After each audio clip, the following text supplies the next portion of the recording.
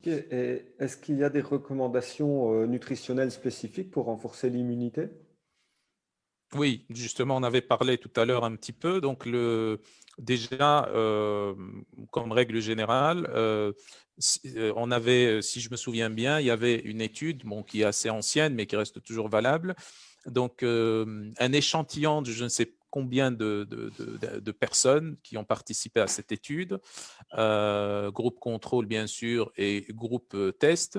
Donc le groupe contrôle a pris, je pense, des fruits, des légumes, enfin un repas sain. Mhm. Et le groupe test avait pris des croissants, si je me souviens bien, avec lait au café ou quelque chose comme ça. Et donc là, on avait observé une diminution sur les marqueurs de l'efficacité et de la performance du système immunitaire. On avait observé que dans le groupe test, il y avait une diminution de la performance du système immunitaire de 20 fois par rapport au groupe contrôle. Donc déjà, le sucre, le sucre Mhm. surtout, parce que dans cette étude, c'était le sucre qui était incriminé. Donc le sucre, et quand je dis le sucre, ça ne veut pas dire qu'il faut bannir complètement les glucides de son alimentation.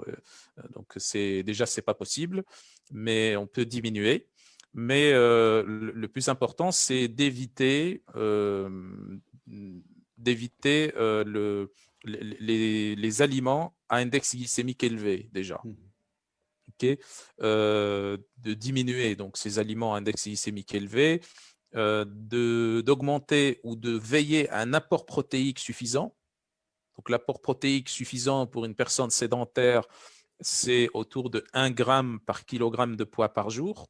Donc ça, c'est extrêmement important. L'apport protéique permet de renforcer le système immunitaire. Le Mhm. statut protéique, c'est un paramètre très important. Et bien entendu, améliorer la qualité du gras ou des lipides qu'on consomme, notamment soit s'il s'agit d'huile végétale utilisée, de l'huile d'olive par exemple, des huiles qui résistent déjà à la chaleur pour la cuisson, des huiles qui contiennent des polyphénols. Donc l'huile d'olive, c'est l'huile végétale qui contient le plus de polyphénols, Mhm. notamment l'hydroxytyrosol, on en avait parlé une fois.